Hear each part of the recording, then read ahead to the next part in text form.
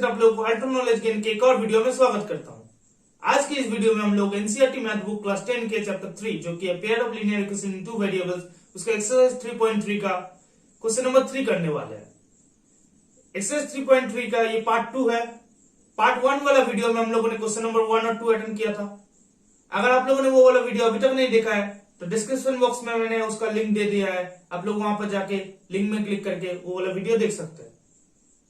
तो चलिए एक बार देख लेते हैं क्वेश्चन नंबर 3 क्या कहता है।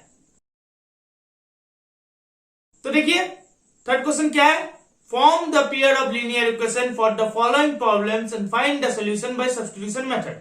मतलब पहले तो जो प्रॉब्लम दिया गया है उसका pair of linear equation form करना है और फिर सॉल्यूशन निकालना है सब्स्टिट्यूशन मेथड से। तो पहला प्रॉब्लम क्या है देख लेते हैं। The difference between the number is 26। तो दो नंबर है उसका डिफरेंस क्या है 26 and one number is 3 times the other, और एक नंबर क्या है दूसरा नंबर के 3 गुना है। फाइंड देम, वो नंबर ढूंढना है हमें। तो पहले तो हम लोग वो दो नंबर को x और y मान लेते हैं। तो let the two numbers be x and y where x और y तो हो गया, where बड़ा नंबर कौन सा है, where y greater than x। हम लोग बड़ा नंबर y वाला मान लेते हैं। हाँ, y वाला को हम लोग बड़ा नंबर मान लिए। तो पहला इक्वेशन क्या है देखिए क्या बोला गया है, बड़ा नंबर क्या है छोटा नंबर से 3 गुना ज्यादा है। तो y इक्वल टू 3x, ये हो गया पहला इक्वेशन। अब दूसरा इक्वेशन क्या है देखिए कि दोनों नंबर का डिफरेंस कितना है 26। तो क्या हो गया दूसरा equation, y minus x equal to 26। यहां पर बड़ा नंबर कौन सा है y है, तो उसको लिखे, उससे माइनस किया छोटा नंबर को, तो क्या मिलेगा मुझे 26 मिलेगा, 26 डिफरेंस मिलेगा। तो ये हो गया इक्वेशन 2। अब अगर आप लोगों ने 3.3 का पहला पार्ट वाला वीडियो देखा है क्वेश्चन नंबर 1 और 2 तो आप लोग जानते होंगे सब्स्टिट्यूशन मेथड कैसे करना है, सब्स्टिट्यूशन मेथड से कैसे सॉल्यूशन निकालना होता है। तो चलिए करते हैं। क्या करना होगा, y इक्वल टू 3x है, ये y का मान इसमें सब्स्टिट्यूट करना है, इसी को कहते हैं सब्स्टिट्यूशन मेथड। सब्स्टिट्यूट करते जाओ। तो y की जगह हम लोग ले लिए 3x minus x equal to 26।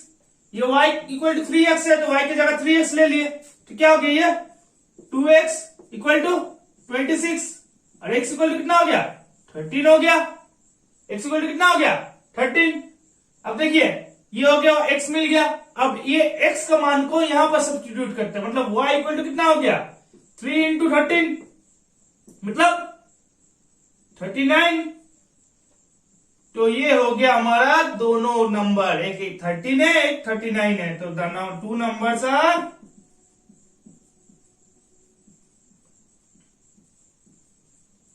13 and 39। तो चलिए हम लोगों ने पहला प्रॉब्लम का सॉल्यूशन निकाल लिया। हमें मिल गया क्या आंसर है 13 एंड 39, ये दो नंबर्स है। हम लोगों ने कैसे किया सब्स्टिट्यूट किए, पहले तो इक्वेशन फॉर्म किए, ये दोनों हमारा इक्वेशन था। उसके बाद क्या किए, ये पहला इक्वेशन का जो y का मान है उसको y की जगह यहां बिठाए और सब्स्टिट्यूट करके y को सब्स्टिट्यूट करके x निकाले। अब ये x का मान को यहां पर x की जगह सब्स्टिट्यूट किए और y निकाले। तो हमें क्या मिला x इक्वल 13 और y इक्वल टू 39। अब दूसरा प्रॉब्लम देख लेते हैं क्या है, देख लेते हैं दूसरा प्रॉब्लम क्या है।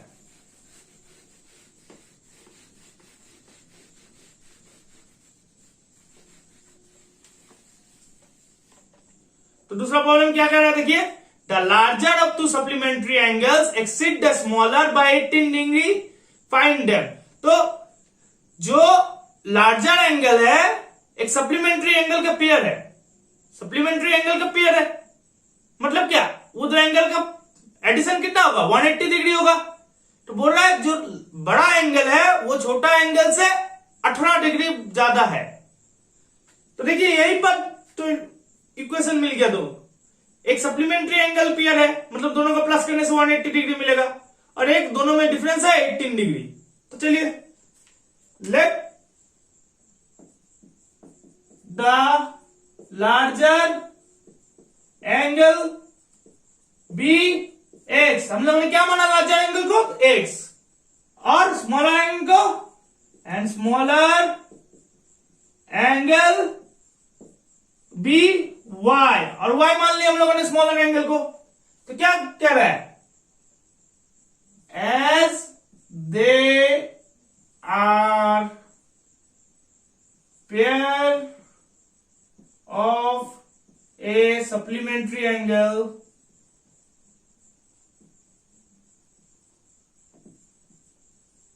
तो देयरफॉर क्या कह सकते हम लोग? x plus y equal to 180 degree. ये हुआ पहला equation.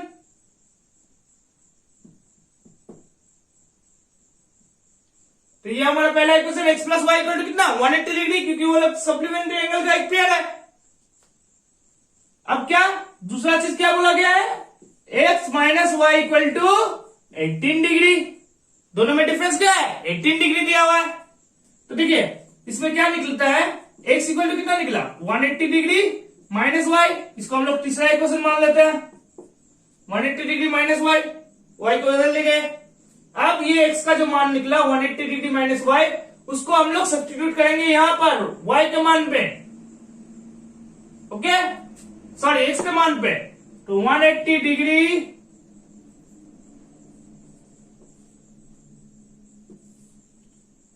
Minus y equal to 18 degree.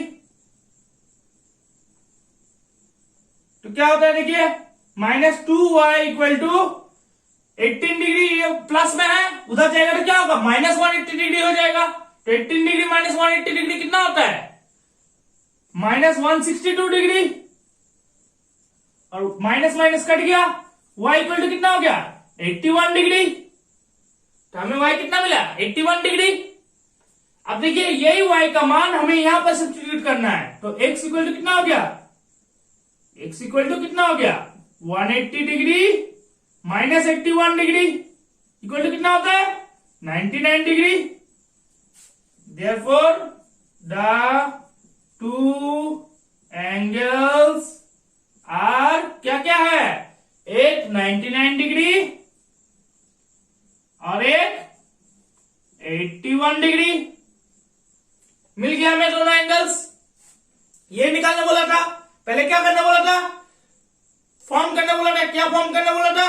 Pair of linear equation problem को सुन के, तो प्रॉब्लम को देख के हम लोगों ने pair of linear equation form कर लिया। ये क्या था? इक्वेशन 2 था, ये इक्वेशन 1 था। फिर हम लोगों ने x को एक साइड में रखा और बाकी सब पूरा टर्म को दूसरा साइड में ले गया, और जो x का मान निकला उसको यहाँ पर सब्स्टिट्यूट किया। y को निकाले, y को सब्स्टिट्यूट किए, s को निकाले। इसी को तो कहते हैं सब्स्टिट्यूशन मेथड। सब्स्टिट्यूट करते रहो। तो हो गया हमारा क्वेश्चन 2 सॉल्व। क्वेश्चन नंबर 3 देख लेते हैं, मतलब प्रॉब्लम नंबर 3, क्वेश्चन नंबर 3 का problem 3।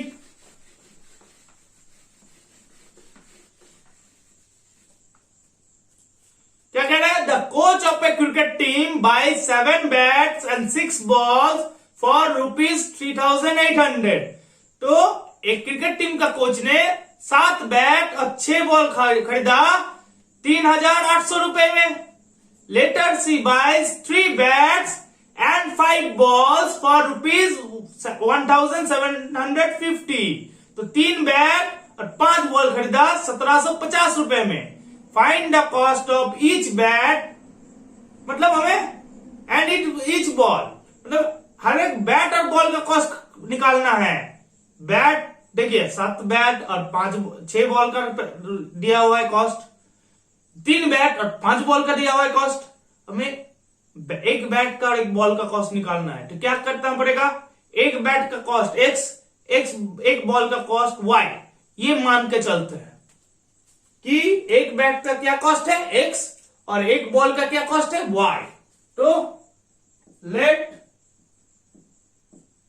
The cost of a bat be ₹X and ball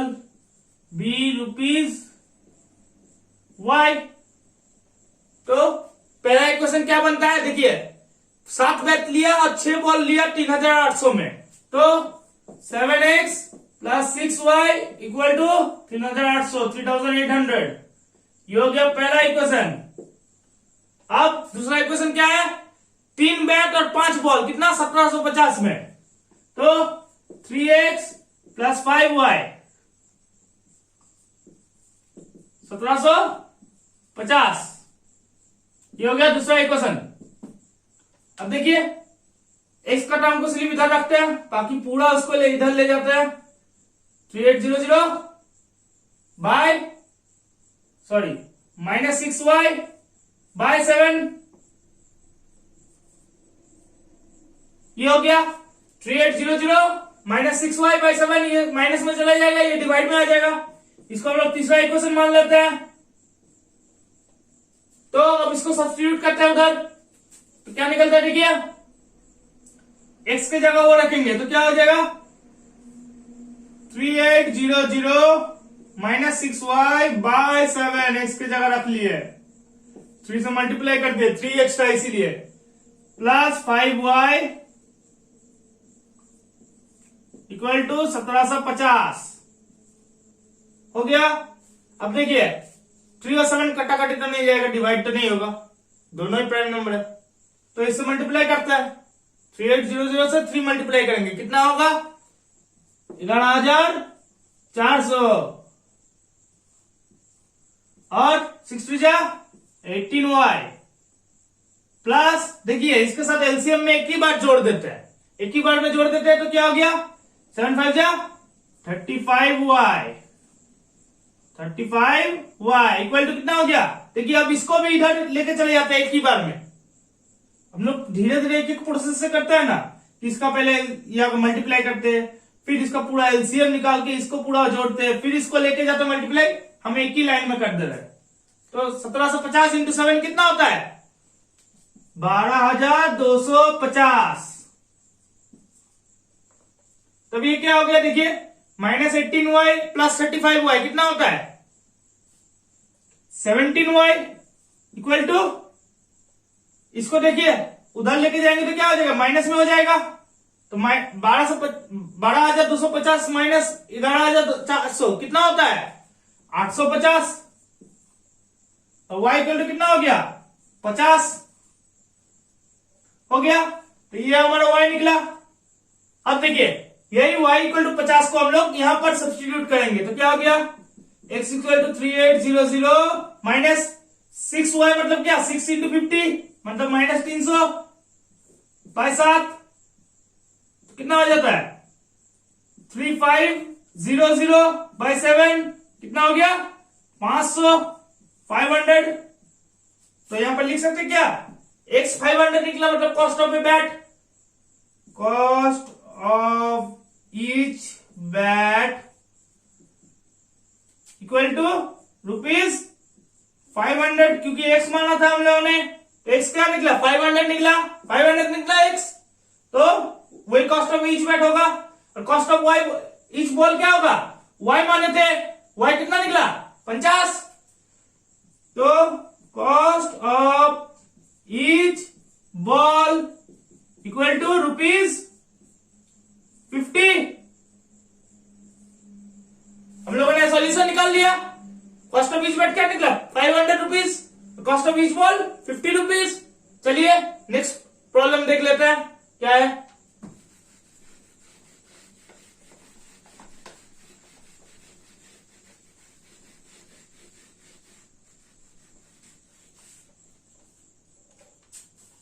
ठीक है, नेक्स्ट प्रॉब्लम क्या है, the taxi charges in A city consist of a fixed charge together with the charge for the distance cover. मतलब एक शहर में taxi charge क्या है, पहले तो एक फिक्स चार्ज लगेगा, मतलब तुम जाओ या ना जाओ, तुम चढ़े मतलब लगेगा वो, ऊपर से एक डिस्टेंस कवर मतलब कितना दूर जाएगा उसके हिसाब से एक पैसा लगेगा। तो for a distance of 10 kilometre, एक डिस्टेंस 10 किलोमीटर जाने के लिए द चार्ज पेड इज ₹105, मतलब 105 रुपया लगेगा 10 किलोमीटर जाने के लिए। And for a journey of 15 kilometre, 15 kilometre जाने के लिए the charge paid is ₹155, charge कितना लगेगा 155। What are the fixed charge and the charge per kilometre, मतलब जैसे बाकी सब में सोल्यूशन ढूंढने बोला है, यहां पर भी फिक्स चार्ज क्या है और चार्ज पर किलोमीटर क्या है। अब एक्स्ट्रा क्या बोला है देखिए, how much does a person have to pay for travelling a distance of 25 kilometre, मतलब 25 किलोमीटर जाने के लिए कितना लगेगा वो भी हमें निकालना है। तो कहीं भी जाए, जितना भी किलोमीटर जाए, एक फिक्स चार्ज जुड़ेगा, वो सबके लिए सेम रहेगा फिक्स चार्ज। ये नहीं कि 10 किलोमीटर के लिए अलग चार्ज है फिक्स चार्ज, 15 किलोमीटर के लिए अलग चार्ज है, नहीं, वो टैक्सी में चढ़ने के लिए चार्ज है। ऊपर से कितना किलोमीटर जाएगा उसके ऊपर एक चार्ज है, वो वेरी करेगा, 10 किलोमीटर के लिए अलग होगा, 15 किलोमीटर के लिए अलग होगा। तो हम लोग फिक्स चार्ज को एक्स मान लेते हैं, तो हम लोग फिक्स चार्ज को एक्स मान लेते हैं। Let the fixed charge be x, और चार्ज पर किलोमीटर को y मान लेते हैं, and charge per kilometre be y, तो इसको हम लोगों ने y मान लिया। तो अब देखिए क्या बोला गया, 10 किलोमीटर में कितना लगा, 105 रुपीज। तो उसमें क्या है, एक फिक्स चार्ज है, फिक्स चार्ज मतलब एक से एक, ऊपर से क्या है 10 किलोमीटर गया, पर किलोमीटर कितना पैसा लगा, y पैसा। हम लोगों ने क्या पकड़ा है, चार्ज पर किलोमीटर, मतलब 1 किलोमीटर के लिए y रुपीज, मतलब 10 किलोमीटर के लिए 10y, तो वो भी लगा साथ में, और कितना हुआ वो टोटल में 105। तो ये हो गया इक्वेशन 1। अब दूसरा क्या बोला गया है, 15 किलोमीटर जाने के लिए ₹155, तो उसमें भी एक फिक्स चार्ज लगेगा x, मतलब चढ़े मतलब लगा। अब ऊपर से क्या 15 किलोमीटर गया, मतलब 15y 15y इक्वल टू कितना 155 हो गया। तो ये हो गया हमारा इक्वेशन 2। तो हमने दोनों इक्वेशन फॉर्म कर लिए, ये दोनों हमारा इक्वेशन है। अब सब्स्टिट्यूट करते हैं, देखिए x इक्वल टू क्या हो गया 105 माइनस 10y, इसको थर्ड इक्वेशन दे देते हैं, हो गया। क्या हो गया, अब इसको x की जगह रखते हैं तो क्या हो जाएगा, देखिए 105 minus 10y plus 15y equal to 155। तो यहां पर हुआ 5y इक्वल टू, ये माइनस हो जाएगा उधर जाने से, क्या बचेगा 50, और y इक्वल टू कितना बचेगा 10। तो y क्या निकला 10। अब एक y को यहां पर सब्स्टिट्यूट करता है तो क्या हो जाएगा, x equal to 105 minus 10 into 10 कितना होता है 100 इक्वल टू कितना 5। x कितना निकला 5, y निकला 10। तो हम लोग क्या कह सकते हैं, therefore fixed charge equal to ₹5, और charge per kilometre equal to ₹10 निकला, y क्या निकला 10, तो वो एक जगह। अब क्या बोला गया था 25 किलोमीटर, मतलब 25 किलोमीटर किसी को जाना है तो क्या पैसा लगेगा। तो देखिए इधर कर रहे हैं 25 किलोमीटर मतलब क्या, पहले तो फिक्स चार्ज लगेगा या नहीं, वो चढ़ने से ही लगा। तुम 5 किलोमीटर जाओ, 1 किलोमीटर जाओ, 10 किलोमीटर जाओ, फिक्स चार्ज क्या है 5 रुपए लगेगा ही। तुम गाड़ी में बैठा रहो 5 रुपए लग जाएगा, तुम जब गाड़ी में चढ़ाओ 5 रुपए तुमको देना पड़ेगा। ऊपर से 25 किलोमीटर गया, पर किलोमीटर का चार्ज कितना है 10, तो 25 किलोमीटर का कितना हुआ 250, 25y 25y मतलब 5 प्लस 25 इंटू 10 250 इक्वल टू ₹255। तो यह एक और क्या हुआ यहाँ पर answer, charge for 25 kilometre equal to ₹255। ये लगेगा हमें 25 किलोमीटर जाना तो कितना देना पड़ेगा 255। हमें तीनों सॉल्यूशंस मिल गए, तीनों सॉल्यूशंस मिल गए, तीनों चीज मांगा था, तीनों चीज हमने निकाल लिए। अब 5th नंबर क्वेश्चन देख लेते हैं, मतलब 5th number problem, 3rd number question का 5th नंबर प्रॉब्लम देख लेते हैं। ये सचमुच ये 3rd नंबर क्वेश्चन में बहुत प्रॉब्लम है, इसमें तो प्रॉब्लम्स ही प्रॉब्लम्स। कोई बात नहीं, हम लोग सॉल्यूशन निकाल लेते हैं।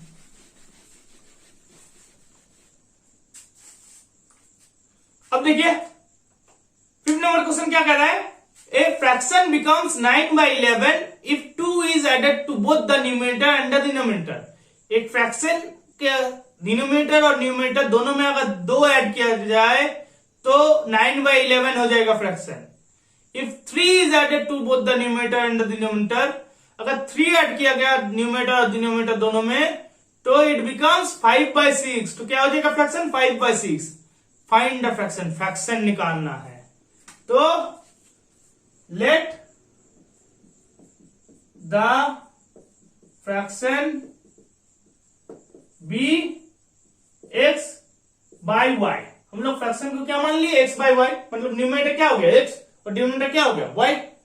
तो क्या हो जाता है देखिए, पहला क्या होगा x + 2/y + 2 = 9/11, यही है दिया हुआ। मतलब क्या हो गया 11x + 22 = 9y + 18। तो ये क्या हो गया देखिए 11x = 9y - 4, ये हो गया। ये हमारा क्या है इक्वेशन 1। और इससे हम लोग क्या निकल सकते हैं x = 9y - 4/11, क्योंकि हमें बाद में जरूरत होगा सब्स्टिट्यूट करने के लिए। तो ये हमारा पहला इक्वेशन मिल गया। कौन सा ये हमारा पहला इक्वेशन है, ये वाला। अब दूसरा क्या है x + 3 ऐड करने वाला क्या है, और y + 3 इक्वल कितना निकलेगा 5/6। तो मतलब क्या क्रॉस मल्टीप्लिकेशन करते हैं 6x + 18 = 5y + 15। क्या लिख सकते हैं 6x - 5y = -3, ये हो गया इक्वेशन 2। तो पहले तो फॉर्म करना है equation, pair of linear equation form कर लिए दोनों इक्वेशन, ये इक्वेशन 1 और ये इक्वेशन 2। अब देखते हैं ये x का मान, इसको 3rd इक्वेशन मान लेते हैं। ये x का मान यहां पर बिठाते हैं तो क्या हो गया 9y - 4/11 होल 6 - 5y = -3। और ये क्या होता है देखिए 9 × 6 = 54y - 6 × 4 = 24 - 11 × 5 = 55y = 11 × 3 = -33। और यहां पर देखिए कितना हो गया 54 माइनस, तो ये -y हो गया इक्वल टू -33 + 24 कितना हो गया -33 + 24 कितना हो गया -9, माइनस माइनस कट गया तो क्या हो गया y = 9। तो हमारा y कितना निकला 9।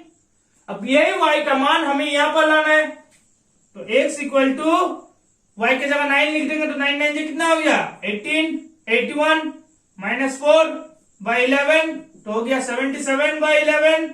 और ये क्या हो गया 7, 11 7 से कितना होता है 77, 7 हो गया। Therefore the fraction is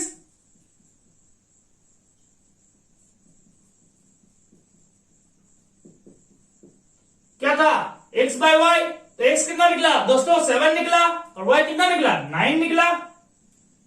y कितना निकला 9 निकला, तो फ्रैक्शन इज क्या 7/9। ये हो गया हमारा आंसर। अब 6 नंबर देख लेते हैं, 6 नंबर प्रॉब्लम क्या कहता है, ये समझ में आया दोस्तों फ्रैक्शन 7/9।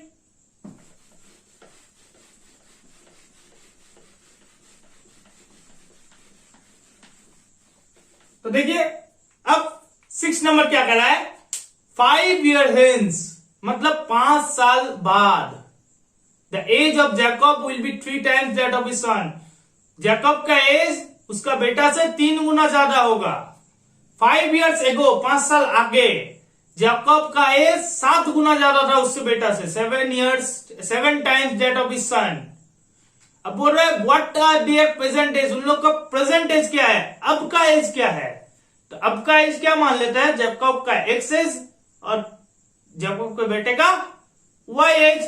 तो let present age of Jacob be x years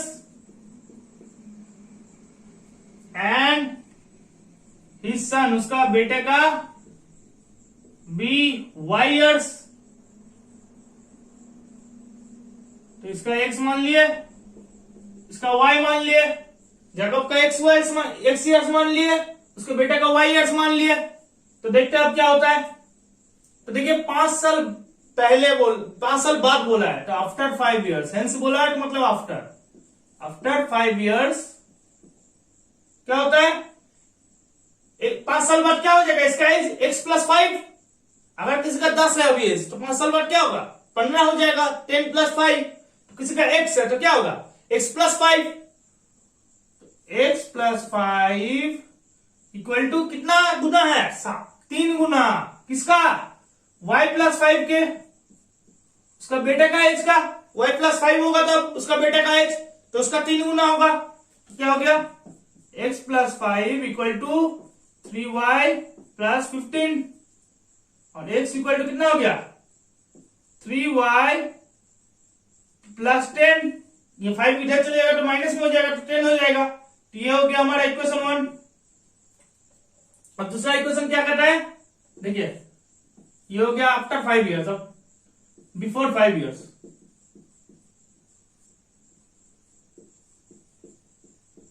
तो बिफोर 5 years क्या है, 7 गुना है, तो तब क्या एज होगा, x - 5 होगा। 5 साल पहले अगर आज x है तो क्या होगा, x - 5 हो जाएगा, इक्वल टू 7y - 5। तो क्या हो गया, x - 5 इक्वल टू 7y -7 5 से 35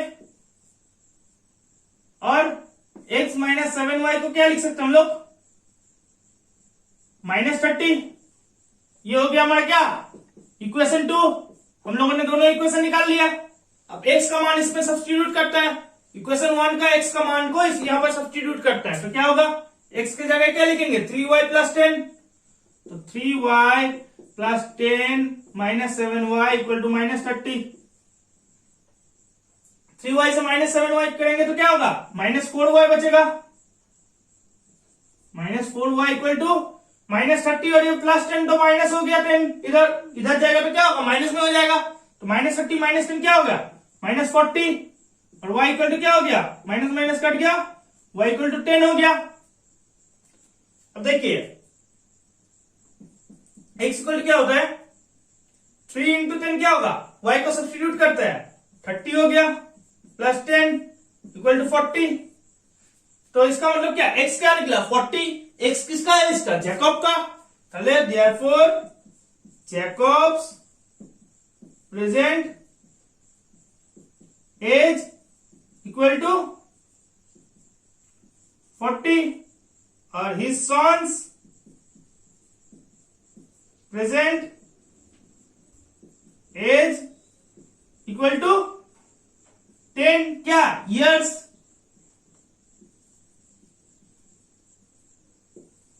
तो हमने जैकब का और उसका बेटे का दोनों का प्रेजेंट एज निकाल लिया। ये निकालने बोला क्या था हमें आंसर मिल चुका है। तो यहां पर हम लोगों ने एक्सरसाइज 3.3 कंप्लीट कर लिया। हम लोग अगले वीडियो में एक्सरसाइज 3.4 लेकर आएंगे। तब तक के लिए जो एक्सरसाइज करवाया गया है, जो एक्सरसाइज का सोल्यूशन मिल गया है आप लोगों को, प्रैक्टिस करते रहिए उसको, ताकि और अच्छी तरह से मालूम पड़ जाए आप लोगों को। अगर आप लोगों को कोई भी दिक्कत हो रहा है, कोई भी सम्स में, तो हमें कमेंट करके बताइए। हम उस सम्स का भी वीडियो निकालेंगे, आपको उसका भी सॉल्यूशन देंगे, उसका भी समझा देंगे। मिलते हैं अगले वीडियो पे, तब तक के लिए keep practising maths. Thank you.